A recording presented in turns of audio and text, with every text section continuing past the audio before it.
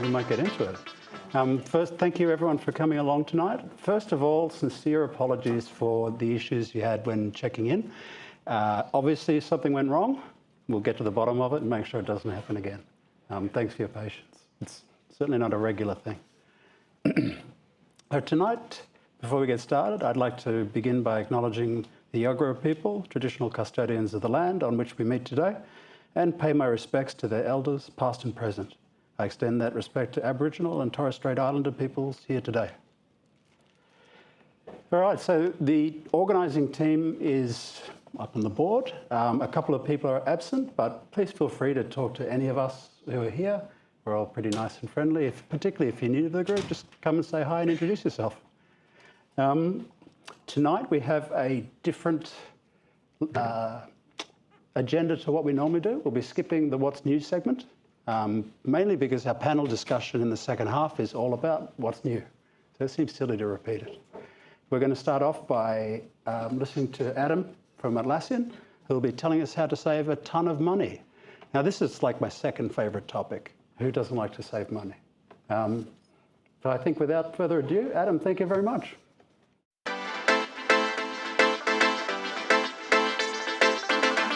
My name's Adam Hammond. I am a senior software engineer in Edge Services for Atlassian. So what my team looks after is if you use a Atlassian product, please. No, just kidding. It goes through my infrastructure that my team looks after. So we handle quite a large volume of requests through CloudFront, and we run a lot of our workloads on EC2, running Envoy, and then a little bit of stuff with ALBs and that kind of stuff. Predominantly network load balancers, Envoy and EC2, and CloudFront. And that's how we got to where we are today. So we'll have a bit of a chat about the benefits of Graviton. Some of them are really tangible. I'll probably talk about cost a lot because it really is easy. And the whole, we have this thing, which I'm sure everyone does, performance review, we call it Apex. Mine is super easy this half. Like, I cannot begin to describe to everyone how much of a low-hanging fruit these kinds of projects are. You will save a lot of money for your business or businesses you work with. And it is very easy these days. 5 years ago, that's a whole other question, but now it's very straightforward. We'll have a bit of a brief talk about the efficiency drivers, so why ARM is actually why it works, because you might go, how does changing architecture actually make an impact? There are a few specific things. I'm not going to go too deep into it because unfortunately I'm not an electrical engineer. One of the guys on my team is, and he's really great to have in the gallery to answer questions for people when they throw hairy ones at me. And then we'll go through just some of the tips. So build CI/CD, so things you can do to really unlock your engineers, and they're pretty straightforward things. I'm not going to hammer on too much about those. And then the big thing that we got as part of our deployment, which was our mixed instance templates. And I just thought I'd include a snippet there for you guys that you can take home and copy because it's relatively straightforward, but we'd previously been using instance requirements, which was is not really supported for the kind of thing that we run now with Graviton, and then a few graphs and some numbers, and then we'll finish it up. So let's jump into it. Like I said, your CFO will absolutely love you. In terms of, obviously can't talk about specific numbers, but everyone is exceedingly happy at Atlassian for Graviton migration for those teams that have undertaken it. It has been pretty good uplift, and we've had quite a few teams come on it. I think now somewhere between 20 to 30% of our workloads are on Graviton, and all of those have been an outrageous success in terms of financial and also performance and efficiency outcomes. One of the big things a lot of people don't think about, however, is how good Graviton is for the environment. So I'm assuming everyone has one of these bad boys, or they have one of these. And these are all running custom socks, custom silicon these days that most people are familiar with. The reason that they are so good is ARM, as you probably all know, has been pretty much engineered from the ground up to be power efficient. And as everyone probably knows, data centers are the #1 driver for water and energy consumption in a lot of places. And quite frankly, I'm pretty sure in Ashburn now they're probably running out of a lot of room. So they have to bash in a lot of servers into a lot smaller spaces. In terms of power usage, uses up to 6% less power depending on the workload you're running. That's taken off. All my references have actually disappeared in some places, but there's some of the public numbers. But it really comes down to what workload you're running previously. We haven't really measured that too well because we had quite a large and varied fleet of instance types we used previously, and now we're much more locked into efficient and cost-effective instances, which has been fantastic. The second one is, and I hope I'm not letting any cats out of the bag for the guys from AWS here, but there isn't much room, as I alluded to. So almost quite a substantial amount of the new capacity that's being added in AWS data centers is ARM. So there may be a world where if you want capacity in an AWS data center or Azure or any of the other major cloud providers, you probably will need to run ARM as part of your workload profile. So getting started now is just getting ahead of the game. Sometimes there can be some capacity issues, especially with the newer instances. So I actually don't mind if you guys don't run it because I can keep all of the cheap instances to myself and we can get them going well. And I'm really looking forward to some of the new the Graviton generation when it comes out as well. But that's an astounding amount of CPUs that are being, ARM CPUs that are being added. So 50%, and you think about how big some of those data centers are, it is absolutely huge.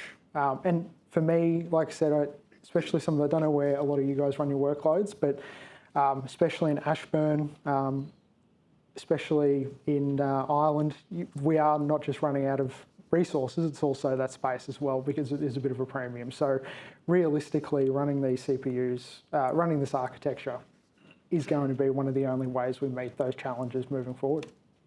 And finally, it's just really cheap. So one thing I always loved about AWS is the fact they're one of the only companies who try to make you spend less money, but it is a trick because they want you to spend more money just on the right stuff. But I can verifiably support this. These are based on public numbers, but we have had anywhere between 10 to 30% cheaper compared to what we're running on x86. So, and that's just for some of our workloads was genuinely just changing our target platform on a Docker build, and we just got that money, it just flew straight back into our bank accounts basically. So you really, Can you share, because like 30% is bigger than the official numbers, like yeah.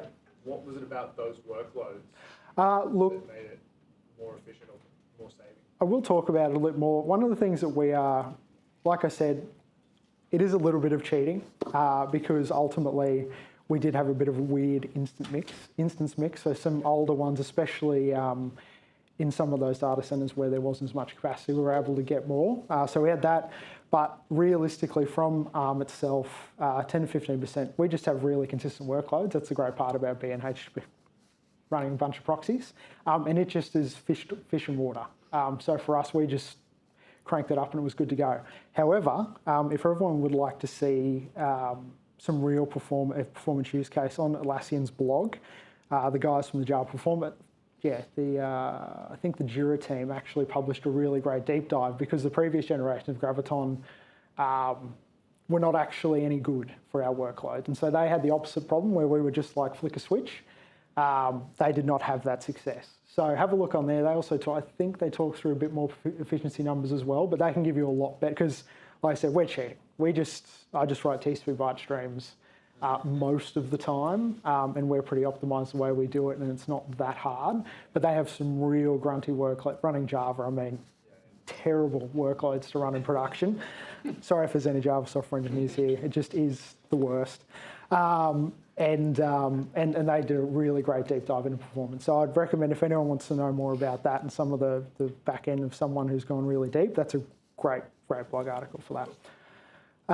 So that's some of the cool stuff there. And we'll just talk a little bit about some of the efficiency drivers. So why is ARM actually so cheap? The first thing is in the name. So it's a reduced instruction set computer. So anyone who remembers when they were much more popular back in the 2000s, I'm actually getting really old now. So knowing things like Solaris and stuff like that really that had a propensity to run on some of the RISC chips brings back some really aged memories for me. But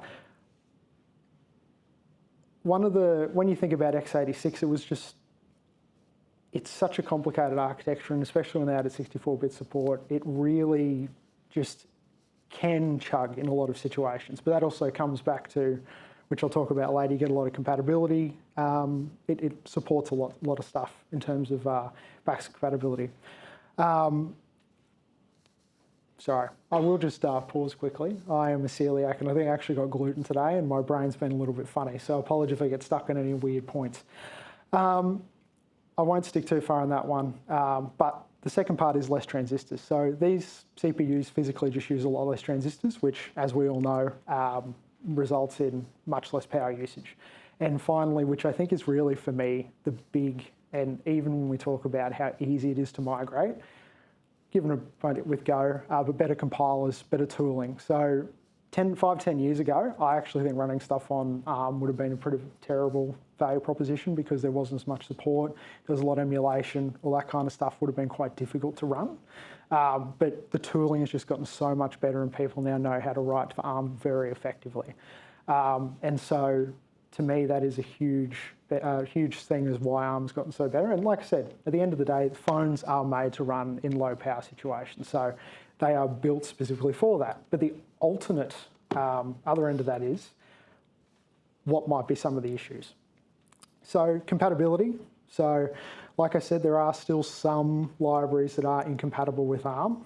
Luckily for me, I've run into too many of them yet, and some of them been a bit obscure that we've been able to replace.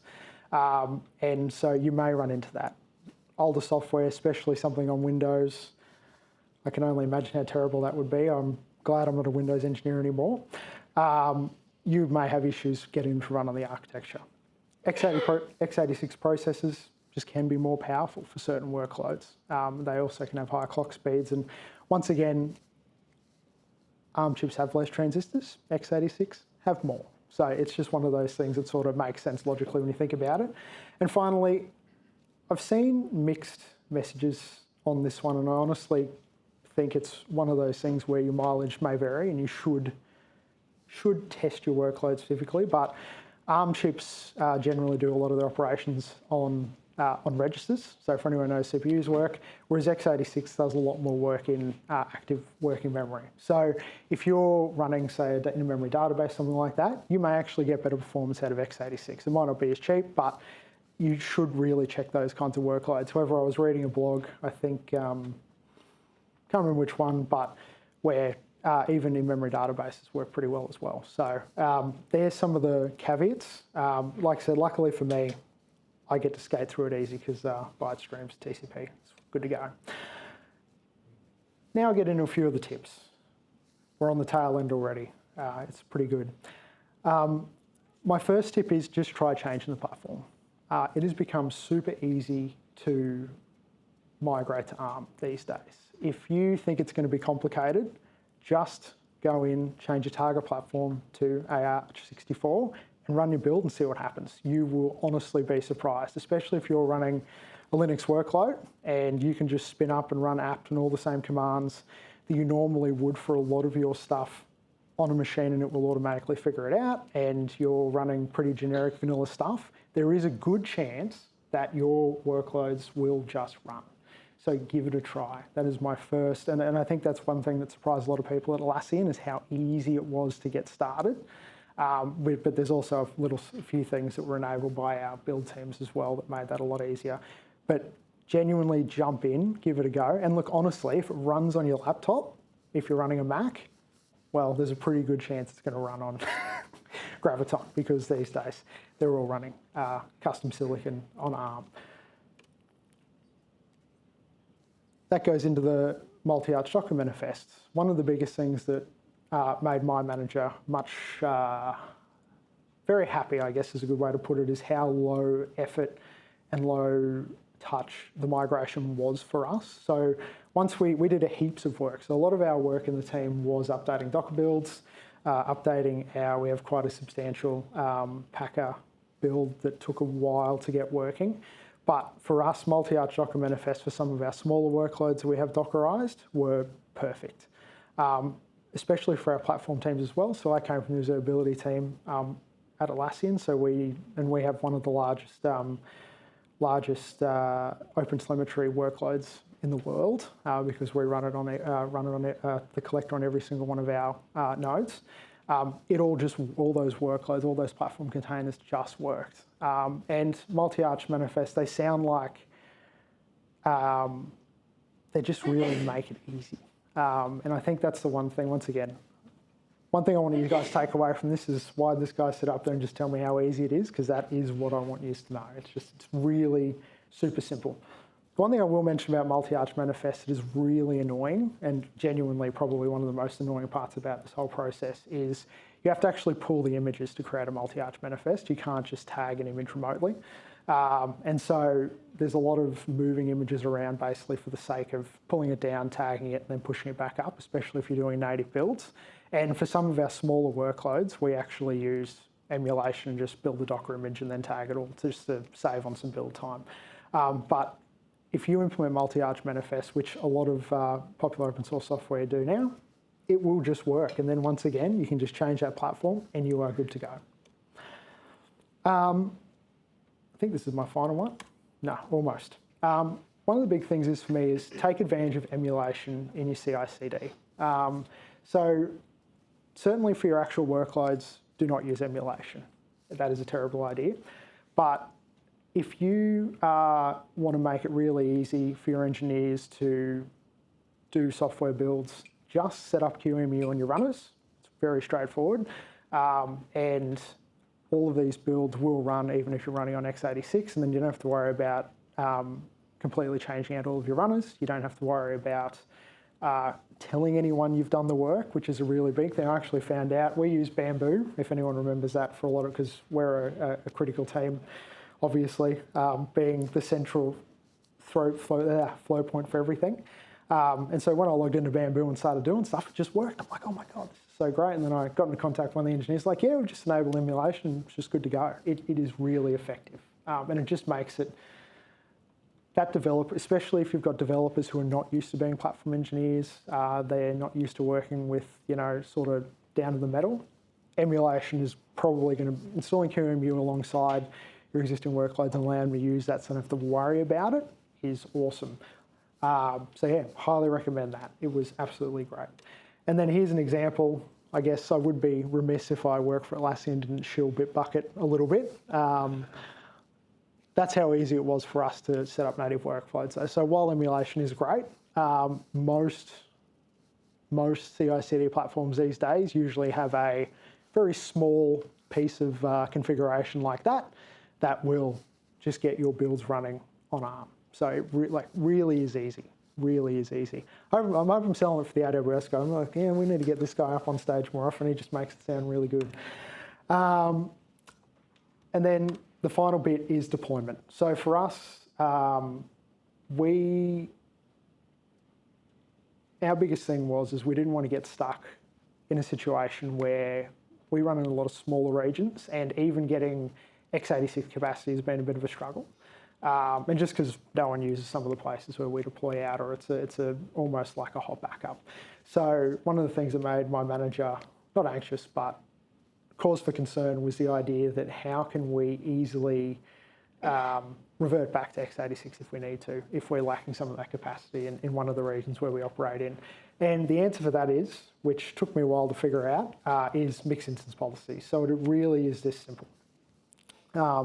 Like I said, in terms of instance requirements, if you're using that already, it will not work. You have to throw it in the bin, which in my opinion is probably a good move anyway. And for us, we had our lead FinOps engineer for our team.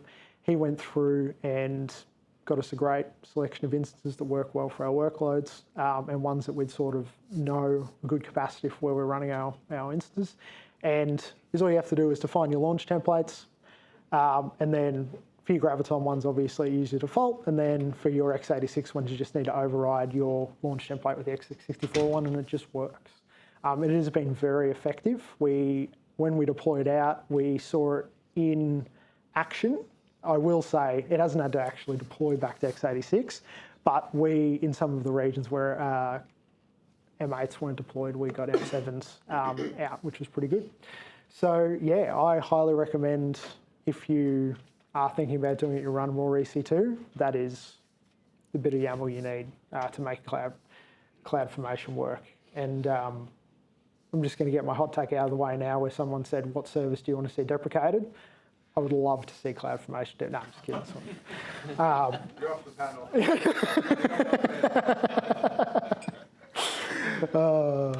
But yeah, the one thing I also would be remiss to say is just don't forget to test your workloads.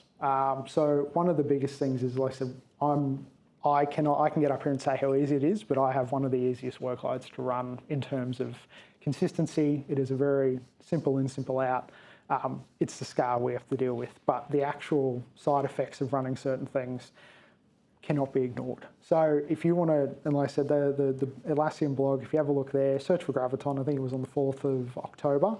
They actually walk through why Graviton was a terrible idea for us in the last few generations, and some of the issues were only resolved in the latest generations of Graviton. So there are things you certainly need to think about. Don't just assume it's going to be easy. What I will say is you can definitely test it very easily.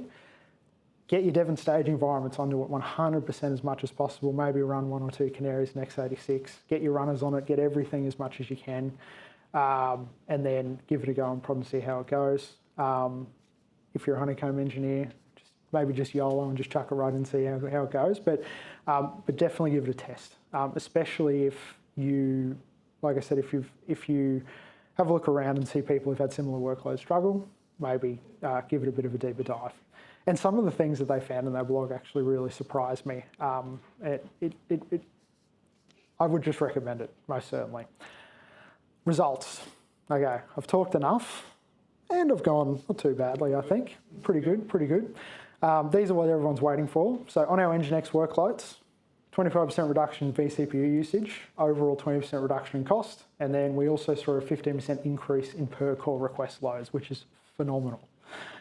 We actually have a problem where we have certain settings at a kernel level that are hard capped, and we're actually concerned because we're handling too many requests on some of our instances, and we need it to be a bit more spread out. So it's a good problem to have, but it is excellent. It really is so good. And here's our cost. And that is, I went back and double checked. This is actually the worst week for the month after we did our deployment. So the light blue line was our costs the week before we started rollout, which was a pretty standard week. And then the dark blue was where we got to. And that's going to make my Apex look fantastic. Like I said, for everyone, if you want to pass your quarterly or yearly review, you should definitely do it. And that's it. I think... Question. Yeah. What will peak happen for you on Wednesday? We get DDoSed a lot, basically. The reason I left it in there is because almost every day someone is DDoSing us, and there was a very particular customer that was just a real pain, like to remove that noise. But on saying that, a lot of those peaks is also much, and like I said there, our worst day on Graviton was about an average day on our x86 instances, so it was awesome. And then Envoy, 15% reduction CPU, 10% in cost. And that's it.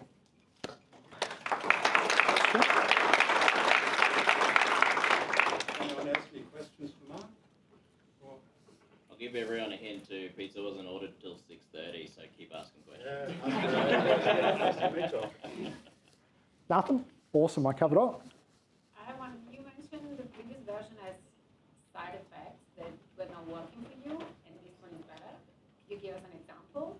What would be something that didn't work out as expected? I think that one of the things that we've run into is just sort of like edge cases.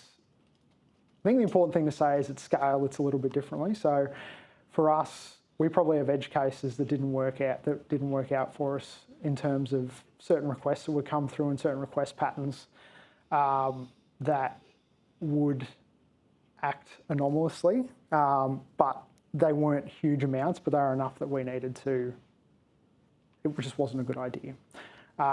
And so that's sort of, it's a bit of a non-answer, but it really is one of those things like we hammer a lot of our instances pretty hard. So most of our instances are always hanging about 70 or 80% CPU. And so if we see, and our SLAs, like almost everyone's these days, are 5 nines, I want to say. And so we have a lot of heavy bias towards if there's any kind of hiccup, roll it back. So just because of how sensitive our workloads can be to interruptions, we just like to keep it pulled back. So that sort of stops those kinds of things from going out if they happen. But yeah. And how long did it take you to find those side effects? Is it something that when you roll it out, like explode immediately? Our state, for like a month, yeah. like, oh wait, this edge case now came through, we should reassess. Our staging environment, we're pretty lucky. Our staging environments are very heavily used, so we take advantage. We're lucky in the fact that we have quite a lot of vendors that integrate with our products in the cloud. So our staging environments are great. They are almost, in fact, for my team, a staging outage is a production outage. So we're very lucky. Obviously, for everyone else, you're probably like, that'd be great. My stage environment gets 2 users who go in and manually click things once a week. But no, we're just lucky. So those things do tend to come out very quickly. We've got, and we have a pretty heavy reliance on slows. So I will say noticing a lot of those problems is pretty quick. Finding them can be a real pain, especially if you're not sure what specifically is happening. So yeah, but my team does a lot of digging around in Wireshark and PCAP dump. So, you know, we're used to that kind of thing. You have another question? Yeah. I was just talking about some tools that can be helpful in compiling and doing that between x86 and ARM. Things like BuildX. Yep. Being able to build multiple types of the same Docker image and things like that. Also be aware of the repositories that you're accessing like packages and things like that from. Quite often they've got an x86 version and then an ARM version. So it's not necessarily just like you change the architecture and then it works. So that can be something that can break. Absolutely. You can also test it in Lambda, right? So testing functions and things that you would otherwise run in Lambda as a test case scenario, and you can also it's also supported in ECS, so you can easily spin up like an ECS container definition built on ARM and see how it runs. But that's exactly, and it's funny you mentioned specifically around it doesn't always work. One of the most annoying parts of it was there were about 3 things that we used. Everyone's got them. The very critical library that's not actually critical, but your entire build pipeline stops without it.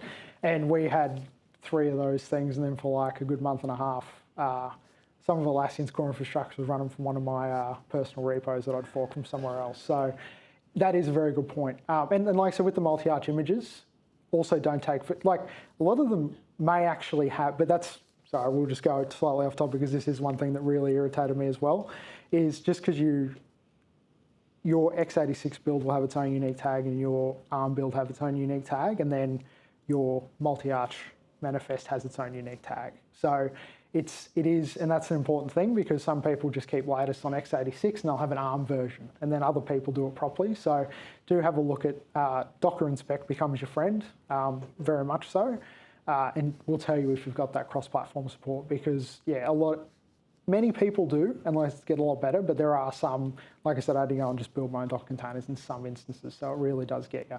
But yeah, BuildX is also, yes, an absolute killer of a tool to help out. So outside of picking a managed AWS service and just going pick that to Graviton, what's the first step people should do to start the journey?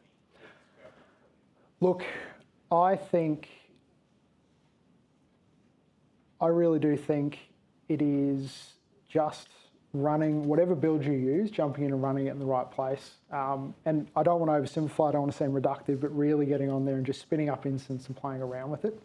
Like I said, 5 years ago, you would have run into heaps of issues, but now it's so easy. And that's one of the things that really surprised me. Like, outside of tools where, custom repos are always the worst and most frustrating, but if you're using pretty standard stuff, it will probably just work. I used to work for the Queensland Police, and I had a nightmare about 2 months ago because Q Prime, which is the police records information management exchange, Q Prime, the developers were really great, but they used to send these Windows binaries across from Canada, and we'd install them and roll them out. And I was just like, oh my God, I can only imagine what something like that would be if we were running it on something like Graviton. And that's one of those things that if you are running like a real legacy workload, I'd probably give that one a miss. But anything that is relatively, yeah. And not even, like literally in the last 5 years, I think is pretty good. But, you know, there are some outliers. A really great, used to be an observability engineer. Took ages to get Splunk even working properly on my laptop when I used to work at ANZ. Took me like 3 weeks to get it working properly in our environment. So you do have some common software where you would expect it to just work and it might not. And they have very good reasons for why they don't necessarily work. So your mileage definitely will vary. But there's only one way. And I would say there's so many edge cases where things might fail. It's easier to just run the build and see what happens. Like, don't investigate. Don't waste your time. You will spend. You know, you were not a graph generator. You're not there to generate dependencies. Just run it, see how it goes, and if it works, it works. If it doesn't, reconsider how many errors there are, what your tolerance is for that. But for us, a lot of our stuff, I never spent more than. It took me a month and a half to migrate almost all of our Docker containers and our EC2 builds onto ARM, which we have a lot of them. So at Atlassian. What's the scale, Adam? Oh, well, I'll just tell you about me specifically. Our team manages 76 different services at Atlassian, and they're all used by everyone, and it is an absolute nightmare, and I'm going on call in 3 months, and I don't want to. So when I say that it was really easy for me, our team is, when it comes to amounts of services managed, it's terrible. Like if we can do it, anyone can do it. Like genuinely, it is just, and we've got a lot of stuff like we're running, you know, Envoy, Nginx, Squid. We've got a bunch of things that we inject into Nginx, the dependencies, because we run heaps of Lua and stuff like that. You know, and then I was about to say something that I probably shouldn't say on that to the joke, but there's just so many different things that we ran that just worked. And the only things we haven't really tried is we've got some like network appliances that we manage that we have from ages ago. But that's, once again, I'm living what I'm saying. We thought, nah, I'm probably good on that one. We'll just let that go and properly decommission that in about 2 years. So, yeah. Anyone else? Last questions? What's next? In terms of... What are you going to do for next year's review? Oh, don't even get me started. Have you guys heard of something called FedRAMP? But genuinely, like it's probably a little bit more Graviton, to be honest. Should be good. But I'm gonna get some of our junior engineers onto it because I enjoyed it so much. I've got to share the pain. So a bit of a mentoring opportunity. But should be good. But yeah, making Graviton work in some GovCloud environments. Let's see how that goes. We have 2 more questions, Greg and then Dimitri. One of the things that I've used previously in making or getting like shell scripts to detect the architecture, you can use the Arch feature. So that enables you to then pull the architecture out of what CPU type you're actually running. Yep. And then you can make event-driven things around like if it's this, then do this. And that's a way of being able to switch repos and have like the same Docker file and everything compatible with both. And you know, the old Taco Yes. sort of ad, why not have both? So yeah, that's just something that we've used before. And I will say that another practical tip: you name A is your friend. Like the first one we did before I started, we copied over some stuff from hardcode. It was terrible. Change everything, and then it's not just ARM compatible. It's everything. Theoretically, it's everything compatible. So definitely, it's a great opportunity to uplift your profile on some of those automations as well. You mentioned that you recommend to use simulation for runners to say that it's effectively working. What kind of operations you do in emulation? Because in my case, I have up to 10 times longer cross-compilation on different architecture, and it's worked pretty nice if you're doing just simple copy from and have the golden image you previously compiled. So Yep. Look, I guess that is one of those, how does Reverend Lovejoy say it? Long yes with an if, short no with a but. I would use it only as a transitory feature because we had some builds that were quite slow.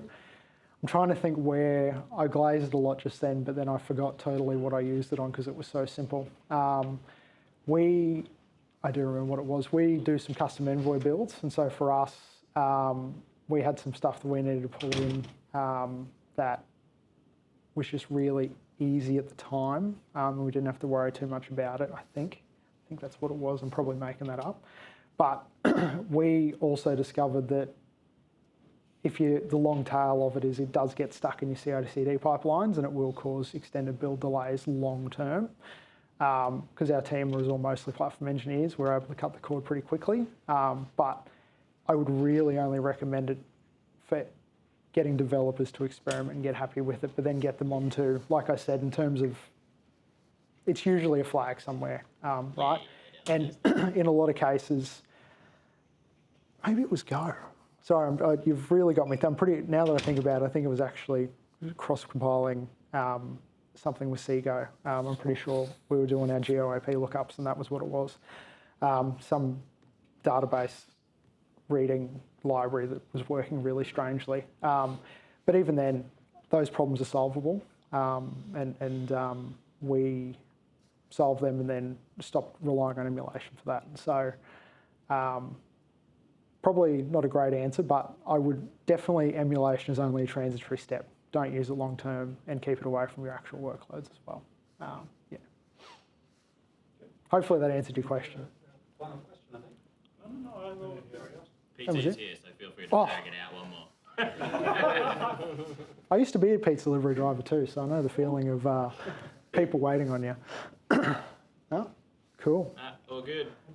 Go get a drink and I'll be up here soon. Love it.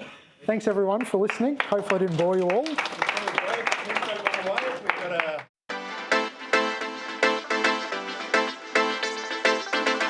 Cool, thank you, Michael. Thank you, everyone, for coming down.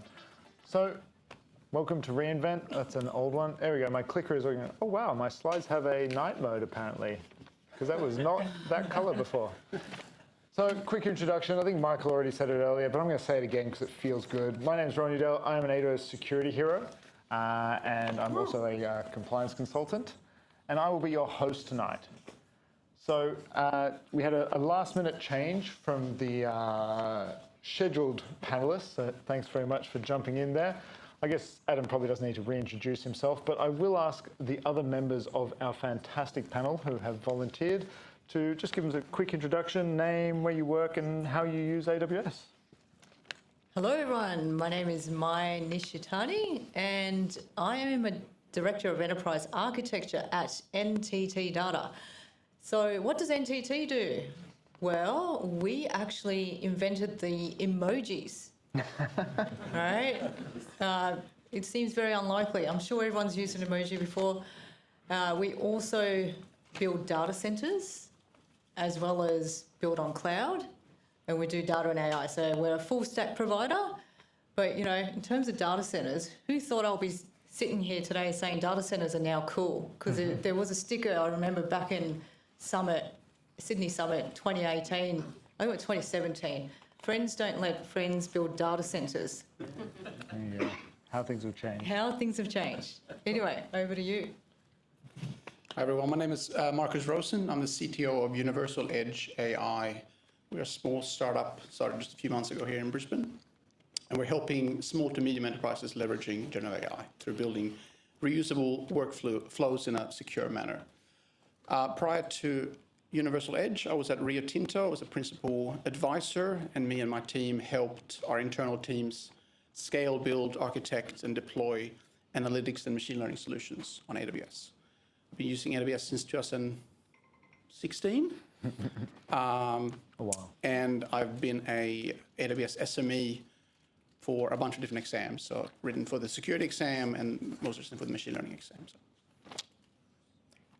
I'm actually going to go quickly again because in my real passion is emergency services. I'm in the SES and volunteer firefighter. I just want to remind everyone, if you have a house, if you're lucky enough, clean your gutters. It'll either make your house burn down or it'll make your roofs leak. That's the two ways to go. So that's my second go at the introductions. Very nice. All right. I'm Carly from Mantel Group. We are a consultancy that does cover a wide range of service, data, cloud, and digital as well. I've was an ex-Amazonian, so 5 years ago I was in Sydney, Amazon, and then joined the support, also CloudFormation SME. So Adam saying that like CloudFormation should be deprecated, I probably have some opinion on that, but that's an interesting topic. Yeah. Cool. All right, keep that there because we'll come back the other way. Just before I do go on to the next slide, can I get a show of hands? Who here has been to reInvent? Not as many. Okay, I thought there'd be a few more. Anyone going this year? Yes, it's presenting. Okay, all right. Oh, just wanted to see if Brisbane's going to be represented. It's going to be pretty quiet from the Brisbane side of things, but it is. But one day. One day. It is a long way to go. Cool. All right. Well, if you've been coming to these meetups for a little while now, you'll know the tradition of doing the updates. The tradition is we get the AI to do it so that we don't actually have to do it. So I fed in all of the updates that I could find. Now, I think I may have missed some because today was the busiest day of pre-invent so far. A few people have been complaining to me that it's pretty quiet, pretty nothing so far. Today, they were all quiet after today. So I took all of the things since our last meetup, I fed it into Claude, and I said, give me the dozen bestest, I think it just ignored me, updates, and this is what it came up with. And billing transfers number 4. Yeah, I know, right? I was a little bit disappointed. So it doesn't have the ALB's got support for JWT, for JSON Web Tokens. A lot of people were happy about that, and I thought that was very cool. It didn't even get a mention. I was happy to see the IAM point at number 2 there, that Outbound Identity Federation. I was talking with Marcus about that. It's really cool. I'm just not sure how to use it yet, but give me a few more hours. Anything else up there? Anyone got any favorites on that list? Greg? Not on the list, but NAT gateways. Yes, the multi-region. Multi-region. That one might have come out after I generated this. Regional available. Yes. Yeah, that was yesterday. Was it yesterday? Oh no, I did this today. So yeah. Okay. No, today. Multi-AZ. Yeah. The Lambda one. Yeah. Yep, that one was very cool. Rust runtime is finally GA. Rust runtime. I thought someone would mention that one. Rust people. Under the NDA. Under the NDA. There's a reason why I'm not on the panel there, Dimitri. Okay. So yes, that's it's getting interesting. It's getting interesting. Cool. All right. Let's move on to the actual topic. So we're going to start off with the fun stuff. This is the predictions. I want to know from our panelists here tonight, what is the one thing that you are hoping for, most excited for? What do you absolutely want to hear come reInvent in 2 weeks' time? Yeah. I'll go first. I think a lot of public sector here kind of struggle to adopt AI. Mostly, probably the first major reason are hallucination. Yeah. I'll probably like to see that AWS make it, because usually it's a custom solution that actually you get a rack, pull out the data, and then feed it back to another model to actually, or maybe even a human in the loop to actually just say, okay, this is accurate or not. Yeah, I really hope that, okay, they can address that and then make it, I guess, like ease the fear of, especially public sector, they have a lot of compliance baggage to adopt AI. I think that would be good for business, for AWS. Yeah. Okay. Yeah. Cool. You want to pass it along? Just because I'm a real hoot at parties, I think the instant selection API upgrade we've all been waiting almost 15 years for, as I've recently been a victim to. But I was looking at, how many instance families there are now. And I thought when I first did the architect professional exam, it was a lot easier. I could not even imagine walking in and being able to describe half of them, but I know I just want it to happen so much. Even add an AI agent in, nice and fancy, it'd be great. Just run me some cheap workloads that are going to be awesome for what I want, and it's good to go.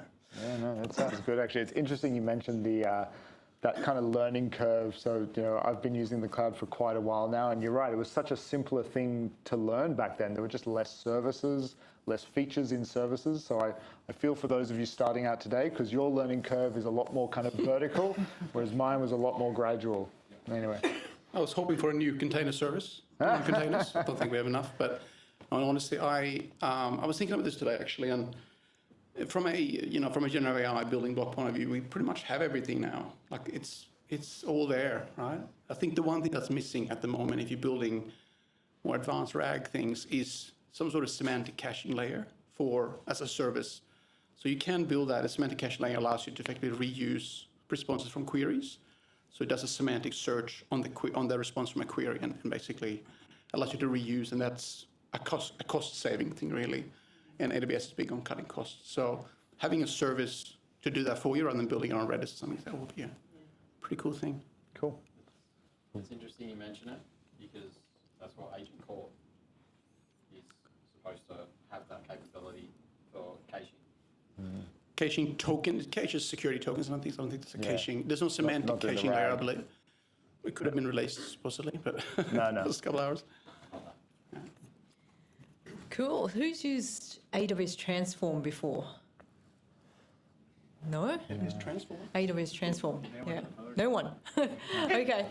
Maybe just me because I work in Partnerland, but basically it's a service that lets you lift and shift from virtual machines onto EC2s, right?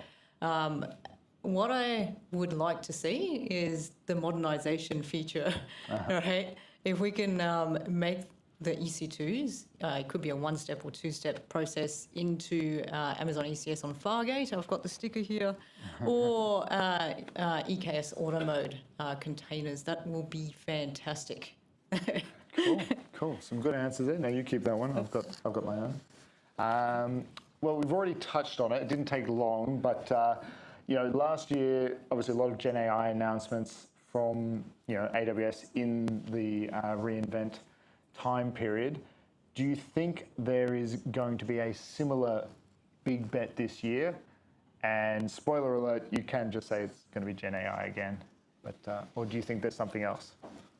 Yeah, definitely Gen AI. You've probably seen in the news, Microsoft, I said the M word, they're partnering with Anthropic now, and we're partnering with OpenAI.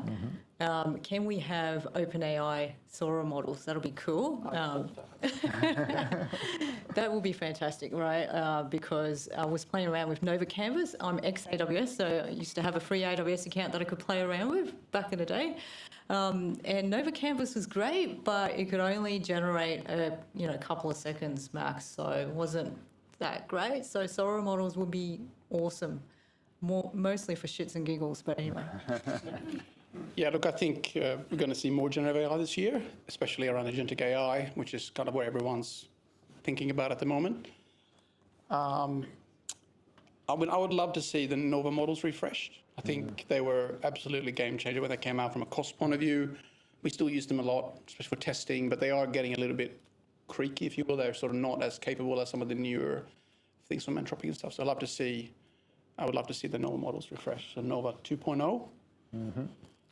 Yeah, well, maybe that's a good point to jump onto the next questions about what services do you think need an update and what needs to change? I think you just touched on the Nova models there. I think we can agree that Gen AI is probably going to be the big bet that AWS makes this year for a variety of reasons. Someone who used to run, my team at Rio, we sort of rolled out and managed machine learning environments across all of Rio for many, many different teams. And we lived in SageMaker. That was kind of the platform that we rolled out and secured and other things. And I found that the SageMaker roadmap is very kind of convoluted now. They sort of had SageMaker, that became SageMaker AI, and now we have SageMaker Unified Studio, but there's overlap between them, and then the SageMaker, it feels like it hasn't been thought through. And I think a lot of that is because generative AI came out and sort of stole all the oxygen and all the investment probably, and so they can probably clean that up. On the first question, very simple. I certainly actually predicting this probably the second last year where it'll be a big thing. I think we're hitting that point where AI is going to be endemic. It'll be like COVID. Everyone goes outside and coughs on everyone. It'll be like that except AI. In terms of what I'm looking forward to, I was actually talking to my teammates the other day. I would really love it. I know it'll never happen, but some real tighter integration between Global Accelerator and CloudFront. Very often I'm sitting there going, it'd be great if that supported that. And they are coalescing pretty quickly, but I would love to, it's tighter integration, especially Global Acceleration is so good, but it's quite a heavy lift now to move over. It's not as... You can definitely see the similarities between the two things, but I can imagine they don't play nicely. Yeah, and like I said, very boring. Technically, very unique services, but sometimes we're just like, it'd be so much easier if going global GA, but that's what I'm hoping for. Probably never going to happen, but I can hope. Nice. I think my take is probably a little bit easier, probably user side of things. I think I don't know whether anyone have troubleshoot VPC flow logs on the console. So I think a little bit better on what each column means would be good. I think if you don't output it to Splunk or Datadog, it's just very hard to decipher. I know network troubleshooting is always probably one of the most painful thing to do. Cool. So moving on into a little bit more, I guess, service specific. So we're going to touch on some of the high level services. So compute, I think we've already had a good introduction to ARM tonight, so that was very timely. Thank you. That was obviously, it's been a big thing for the last few years. It's obviously not going anywhere. There's also been the Trainium chips. I don't know if people saw there was that big partnership with Anthropic. They're just going to build them a data center apparently full of Trainium, which sounds cool. But I guess in that compute space, what else do we think is potentially on the horizon? I think after AI, probably next big thing, probably quantum computing. Okay. But I think it's still a few years on the pipeline in order for it to be more consumable. It's completely different. It has electrons and protons and probably all the not going to be an easy upgrade path like the x86 to ARM path, I don't think. So I think after AI, the next big computing will be that. Cool. In terms of me, I think back to when Nitro was introduced and how revolutionary that was. I think we'll see some uplift on those custom silicon platforms that Amazon's built. And I was even saying just for you used to see some really cool stuff in the 2000s, like PlayStation 3. I don't know if anyone remembers the Cell processor. I've got a NVIDIA Jetson at home, and some of that stuff is really cool. So I think introducing, some of those more custom, I know they already are there, but some cool stuff that really gets into specific workloads and allows you to enable really turbocharged stuff would be excellent. I think that's what I'm looking forward. Get away from generic stuff, a lot more specific, which would be great. Nice. Good answer. I think I have any specific insights. I think we'll see more use of things like Firecracker. These micro VM technologies that seem to underpin Fargate and Lambda. I think we'll see that in Agent Core as well. We'll see that, more use of that. Yep. So probably more under the hood things, I would say. We'll probably see inference on the edge more with smaller, faster chips. And this is what NTT Data or NTT as a whole has, I'm not promoting it. You guys got the orders already in place? Yeah, so they're chips that can go into small devices like drones, right? So it could be a collab with our chips and Amazon, and maybe even in terms of the communication aspect with Amazon Leo. So lots of stuff to think about. Yeah, okay, interesting. That's some very varied answers there. I love it. Cool. Actually, before I get on to the next slide, I did want to ask another question to the audience about, is there any, think back to other reInvents in previous years. Does anyone have any stories about when particular announcements impacted the way you work? And so for me, I don't know, this one, my example of this was Lambda. When Lambda came out, it was just kind of like a light bulb went off, and I was like, cool, I don't need to do operating system stuff. Like, does anyone else have a similar experience or has had a similar experience at previous reInvents? Yeah. I think on a similar train of thought, in 2016, James Hamilton got up as a principal distinguished engineer, got up and talked about, like, he ripped the covers off all the things around EC2, undersea cabling, how the networks are built globally in AWS. And that insight, it's not necessarily like exactly what you're asking, but it's similar in that it made you realize the innovations that were there, and then made you start to question, like, could I use those things better? Nice. And it just gave you a little bit of insight into, that's how that works. Yeah, And bit of I've a never peek. done it since. Peek behind the curtain kind of thing. Yeah, like peel behind the curtains a bit. It would be great to see that, like, a new version of that in today's market, where we've got a whole bunch of different things. Whether they can or can't, I don't know. But It's a good answer. it certainly made you think about it. Right. I think like paradigms are few and far between, right, in terms of what we see in Lambda coming out or the extra chips and that kind of thing. I actually kind of wonder, are we starting to get into a place where we're going to see what gets killed off? We'll come back to that later on, though. Let's not get ahead of ourselves here. Cool. Moving on to the next category, a little bit of overlap with compute, but containers. I think you touched on it earlier, Marcus. There's a lot of different ways to run containers on AWS.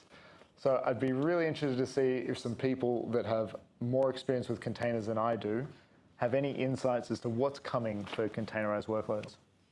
Yeah, I think more help in terms of troubleshooting, especially Kubernetes workloads, right? Okay. So you can do that currently with the MCP server integration, but can we do that a little bit more out of the box with EKS, right? It's not EKS specific, but for Kubernetes specific troubleshooting, and I've had a lot of late nights trying to troubleshoot customers' Kubernetes workloads. So that's just an ask from my end. Who struggles with Kubernetes these days? Like, just troubleshooting. I was going to say, maybe it might be easy to ask, who doesn't struggle with Kubernetes? Cool. Look, I think better operational support, like you said, right, for containers. So, they've released, this year they released the ability to SSH into running containers, for example, and I think those are the things we're going to see, probably not so much under the hood things, more just be able to support better, and they're first-class citizens now, right? I don't know, still uses VMs, but... I'll take that as a personal attack. Look, I think coming from observability as well, I think, it's really better observability into those workloads, especially now, my second life, building a lot of proxies, when especially a lot of people running SDO, and it can be really difficult to see inside those workloads. But then also, you have the problem where people forget containers aren't virtualization. They are, basically a very fancy cheroot. And I think that peeling back the layers and making that a bit more easier to manage and run and troubleshoot is the way to go. Okay. I'm sensing a theme here. Kubernetes is difficult to troubleshoot. Not just Kubernetes. My one is, I think if you follow the container roadmap on GitHub, on AWS, I think there's quite a few requests for GPU on Fargate. That will be so. That's probably the most requested feature, I think. I think that's one of the most requested features. So I think the use case is, let's say you need maybe 100, 200 inference, probably just only like in the set time of the day, and then you can just have Fargate, right? And you don't need it to be 24/7 because GPU instances are quite expensive. So I think that's hopefully is the next big thing coming up. Yeah, cool. I know Michael was talking about it in some of his earlier presentations at the meetup. Cool. Now we get on to the fun stuff. Well, I think it's fun. But look, security improvements. What are you hoping to see? I guess it'd be interesting to tie this back to what keeps you up at night in terms of things that you're worried about, and what would you like to see to make the cloud more secure? It's a big question, I know, but I think the secret rotation, which is AWS secrets, but when they rotate, I think getting it into EKS secrets, that's like it doesn't do really well. Yeah. I'm pretty sure I probably have the same problem. So I think is there some sort of way to make it more integrated, so you don't have to say, okay, it's probably not a secure problem. It's probably like, okay, if the secrets rotates, you don't want your app to just go down because it can't authenticate to your RDS, right? yeah. I think for me, clearly I'm a one-horse race, but I think some uplift around the WAF service offering and some of those things would be really great. Anything specific when it comes to that? Trying to think of things, once again, I'm trying to think of things that I can definitely say. Little things like it's getting a lot harder to identify what real DDoSes are in smaller scale. Like very big DDoSes are very easy to see. Very small ones are actually very hard, and a lot of that is because heaps of people use secure gateways these days. And even TLS fingerprinting, it just all looks the same. And so I think there is a really good opportunity there to uplift a lot of those WAF offerings, because the way people, especially enterprises, consume and use the internet is completely changed. And we are lucky but that's the problem, is like when you're a business to consumer business, it's a bit different, but business to business, these use cases, WAFs do not always work as you would expect, because you have 20,000 users all coming from the one IP and it's legitimate traffic, and things like that. And it's just things you wouldn't have guessed, I guess, like 5 or 6 years ago, and it's just very interesting. So I think WAF would be good. On the point of WAF, how do you find, because of the scale that you're operating at, how do you find the mean time to response? Like, so by the time the attacks happened, and you're alerted to it, it's typically like quite a large delay between those events, between when you see it and when the events occurred and then what action's actually been taken. Do you find that there's things that slip through the cracks because it takes too long to respond to the event? When it's really good, it's really good. But there are some times we do get false negatives quite significantly. But part of that is that feedback cycle as well, because we work with the teams to sort of say, this would be great if this is captured. But a lot of it is that changing use pattern, right? It doesn't look like normal traffic, and like we don't have a bunch of Fortnite players running on Xbox or something like that. You get these large, won't go too far into it, but yeah, they're hard. It's hard it works pretty well when it does, and I would say most of the time it works excellently. It's just like those edge cases, which once again is probably a problem you have mainly. We'll have less customers, that'll solve my problem. It's a you problem. Yeah.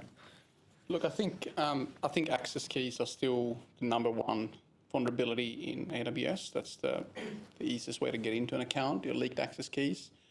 And I haven't actually followed what's happening in the secure space for a little while, but being able to disable inactive access keys automatically without having to build automation solutions around that would be a handy feature.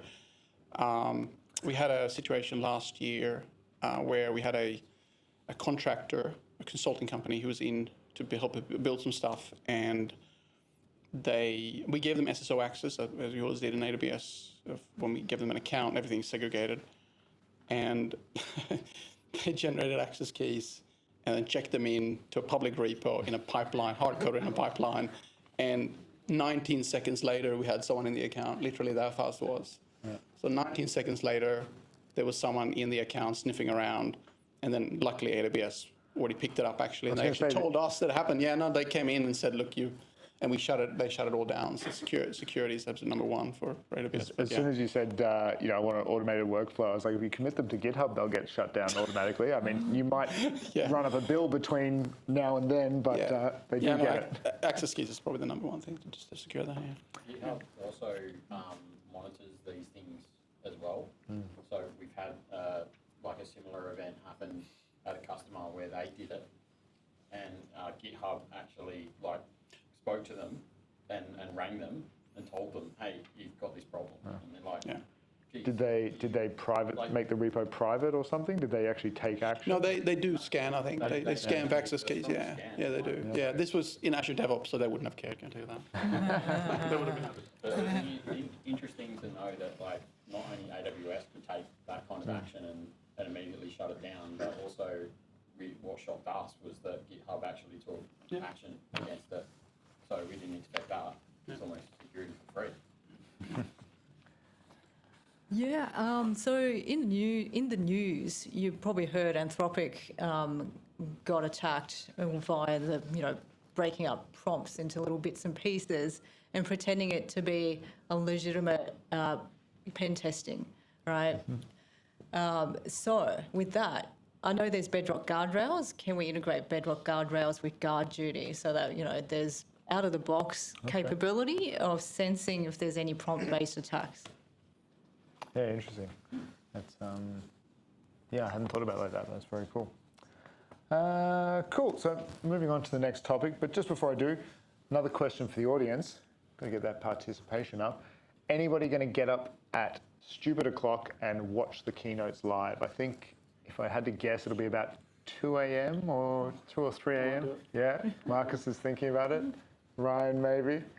Maybe your son will get you up at that time. He'll help you or something. Yeah, my kid will wake me up anyway. I'll watch it with him. No one else?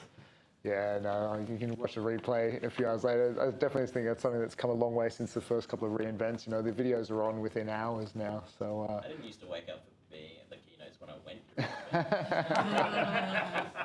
went. So we've made it this far, but we just have to talk about it a bit more. The AI and ML releases. Look, it's interesting. So I followed a few market podcasts about kind of the financial side of things, and it's interesting to see that non-technical audience. Feels like AWS gets a bit of a bad rap when it comes to what they're doing in the AI ML space. I don't know whether that's warranted. I guess I'm probably a little bit biased, but I'd be interested to find out from the panel, how do you think AWS can differentiate themselves amongst all the other big players out there? Obviously, all the hyperscalers are in there. You've got these relatively new AI companies with ridiculous valuations, that are throwing their, I don't know if they're yet throwing their money around, but they're talking about throwing their money around. So what can AWS do to differentiate in this space? Now, coming from the AWS world as a solution architect, right, very biased, and going to a partner that does all three hyperscalers, what I see with customers is that, they say, oh, I've implemented Microsoft 365 Copilot and I wanted my productivity to go like 50% higher. It's like, okay, you've got really bad expectations around that. And they don't know what to do, what's like next, because they haven't thought about a use case anyway. So that, putting that aside, I think what AWS can do better or can continue to do is to be that builder profile rather than the buy profile. Okay. Yep. That's the differentiator. For builders. Yeah, look, I agree. I think AWS should just focus on the undifferentiated heavy lifting that they do the best, provide the best building blocks for building generative AI solutions and the best models, as cheap as possible, and just keep doing that. I think the whole venturing into more vertical things with a quick suite. Quick suite, Haven't not played quick that yet, site, but quick suite. I don't know if it will pay off or not. I think, yeah. Hate to agree, but absolutely, it's unopinionated most of the time, and doing especially doing RAG stuff at home on my little Jetson. AWS make it so easy, and it's not difficult. I think the only thing that I would say they could improve is just make, even though it's so easy already, but just get that onboarding experience really seamless and make it so people can build. And like as we saw last month, it's really easy to build something so quickly. I mean, they're doing things right as opposed to the other clouds, which have pretty strong opinions. So, yeah. Okay. I'm just probably add on a little bit. This afternoon, we had kind of like an internal showcase. So we have colleagues gonna speak at the reInvent about using Bedrock to kind of like agents to do shoppings. Another one is kind of like a 24/7 kind of SRE, send some error and then go and correct it itself. I think this is probably the use case, the cool stuff you can do that they should showcase. So let people just have a light bulb moment, say, "Oh, I can do that." I think that's probably like just educating people how to use it, basically. Yep. Okay, that's interesting to see, kind of having relatively similar answers, I think in a good way, and just kind of like playing into those strengths rather than trying to maybe beat other players at their own game kind of thing. So yeah, cool. All right, we're getting close to the end here, people. Thank you so much for coming again. We've got a couple of hot takes here now, so these are just going to be kind of short, sharp answers. We've already had a sneak peek about this one, but what's one AWS service that should be deprecated but probably won't be? And feel free to pass the mic directly to Marcus after yours. No, you start, Carl, you start. My one is AWS Code Pipeline. Code Pipeline, oh. That was mine. That was yours? Yeah. Wow. I think code commit is gone, right? So I think code pipeline was always like code commit, code build, and then code deploy. But now you only have, let's say code build, you can almost do it for GitHub Action or any container to do it. But why it's not going to be deprecated? Because code deploy is quite good with ECS and Lambda, right? So you get the canary option to do things. Yeah. So that's my take. Well, there you go. It's a take. Go on. Tell us why. Tell us why. Okay. Like, I'm, in case it's not obvious, I'm part of the CloudFormation fan club, but I want to hear the other side's take.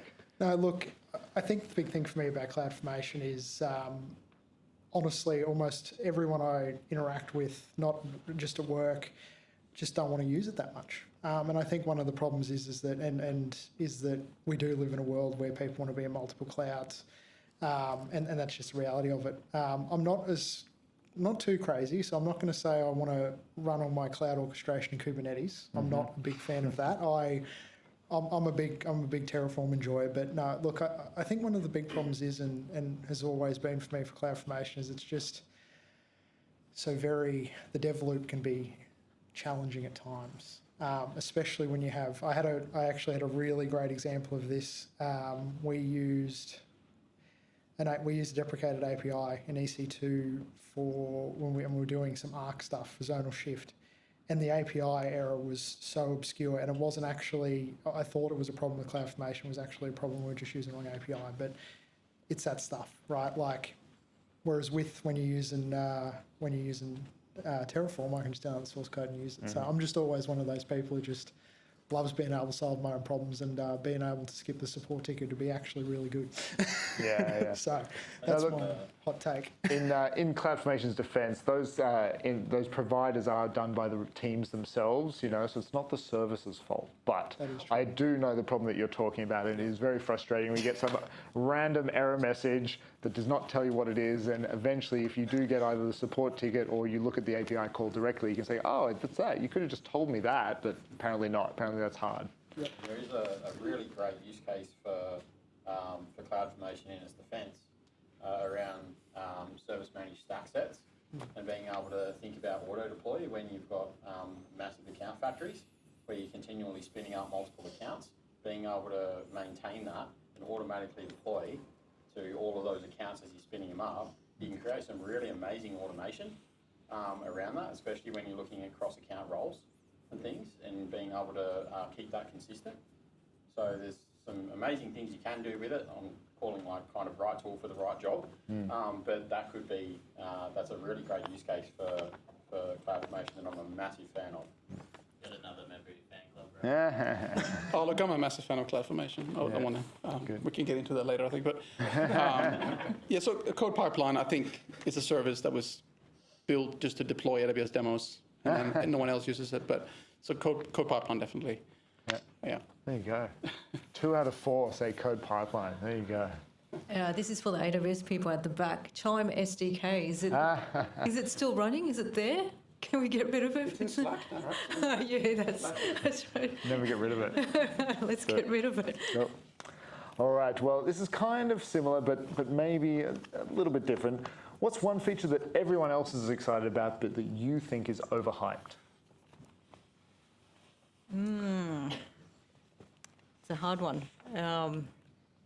Feel free to touch on topics we've already gone over today, if that makes it any easier. I can't think of one, so I'm going to pass. Pass it on. CDK. Oh, short and sharp. I like it. The only thing that makes CloudFormation tolerable. Right. There was some good hot dogs, kid. No, that's right. Look, try to avoid. We'll be here all night if we get this conversation. Yeah, no. Look, in terms of overhyped stuff, I actually was reading a fantastic article about.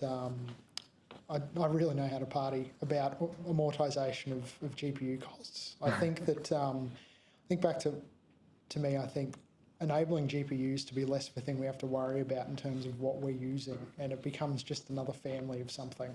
And I think sustainability as well, because quite frankly, I don't know about AWS, but the ones I was looking at, like, they're like, oh yeah, we're going to keep these running for 6 years. I'm like, what, just sitting there doing nothing? And making those useful as well. So once we don't need the cutting edge stuff, how do we make that more reliable base load for some of those older workloads? I think that's something that we just need to get better at, not being hyped about the latest GPUs and it's just another thing.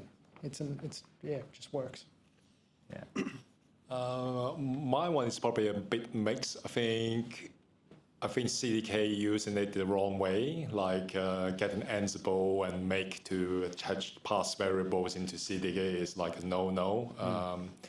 That's one thing. And also I think I agree with Adam about GPUs, and they are not very environmental friendly. They do consume a lot of power. So I think like you need to be a little bit more responsible. I mean, maybe not for us, but for our kids, right? To just that, like, you don't want all the cloud provider to start investing to use uranium and things like that, right? So yeah, could be some downsides. Yeah. Cool. We're going to finish up on this one before we open up to the audience for questions. But this one takes a little bit of imagination. So imagine you're Werner Vogels, you're the CTO of Amazon and AWS, and you get up there. I think he's having his keynote actually in the afternoon this time. It's a special keynote. And you get to announce something. What is it you're going to announce on stage? That's probably down your alley. I think it's just AI-driven cyber events and correction. I mean nowadays we probably need to write custom AWS config to do notification and auto remediation, and like I hope that the things that keeps cyber people or security team to up at night, that can be just handled AI. They don't need to sleep. Yeah, that definitely seems like something Werner would announce on stage. I would love to see an expansion of local zones, so every city in the world has one. One of the things that I think that our recent fun with US East 1 shows is that, for me, distributed computing and having everything as close to users as much as possible. And I think that, local zones are really great, but they haven't had as much good press. And I would love to see far more cities. And, we live in Brisbane, right? It's almost like the red-headed stepchild. We're always close enough, but not really. And having those resources available, not the whole stack, but just having them everywhere and much more ubiquitous, and being a lot more flexible with how we access that edge compute would be fantastic. Nice. So yeah, probably not going to happen, but I'd love it. I'm going to think bigger and say AP Southeast 3 Brisbane will be amazing. That would be amazing. That would. We can't get that, and I think we should at least get a point of presence for CloudFront. Or local zones.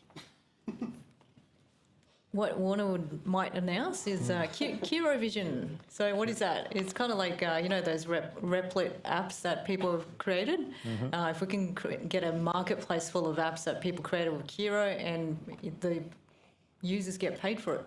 The creator gets paid for it. That'd be cool. Oh, cool.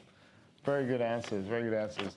So I'm going to throw open to the audience now. It's your turn to ask questions. We've got about 10 minutes or so before we get to time. So who would like to say something? And I can pass you a microphone. Anyone going to reInvent for the first time? You go on. Second time. Get good shoes and all those sort of things. Oh, the general- tips. Yeah, no, we didn't. I didn't go down that path about like wear good shoes, bring your lip balm, like what everyone says. It's very dry and there's a lot of walking. No questions from the panel. We have answered all the questions. Well done, panel. One more chance. No. All right. Looks like people are ready to finish up. Well, thank you to our panelists for coming tonight and sitting in front of everyone. Let's give them a round of applause.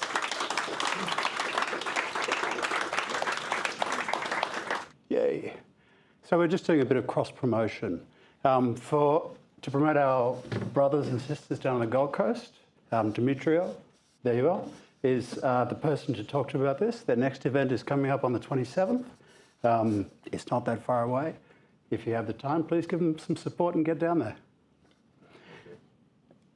Next is Build Club. So this is a relatively new group. There's build clubs all over the world these days. If you enjoy getting hands-on and making things, the next event is on 10th of December. They'll be learning how to build your own MCP server. Excuse me. Jun is the contact. Please reach out to him. He's very responsive and super friendly. It's held at the precinct in the Valley. If you have an interest and the time, get along and give them some support. What else? I think I'm missing one. Okay, so next event. We haven't actually got one scheduled for December. We normally run on the third Thursday of each month. December's kind of problematic. The next one will be in January. I'm guessing around the 22nd, but that's me guessing. That's yet to be confirmed. Watch this space.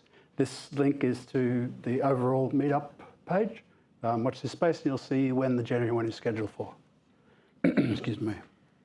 If you are interested in speaking, we're always keen to have speakers and particularly new speakers. This is a very beginner-friendly group.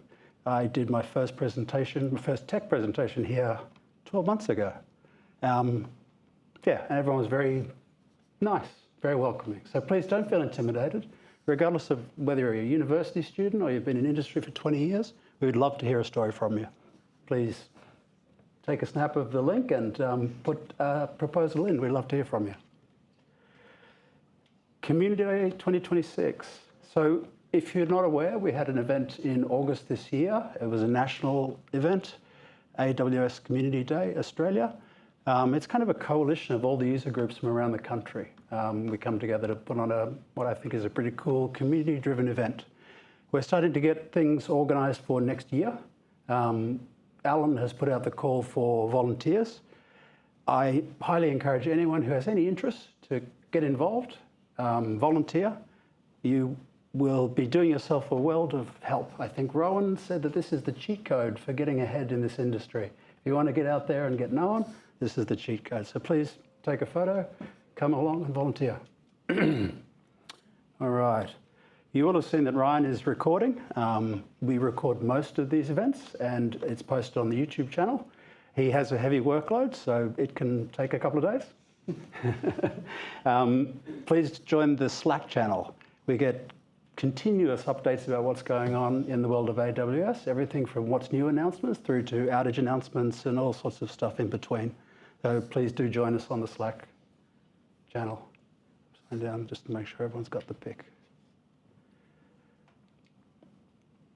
Awesome. And feedback. We always like to get some feedback.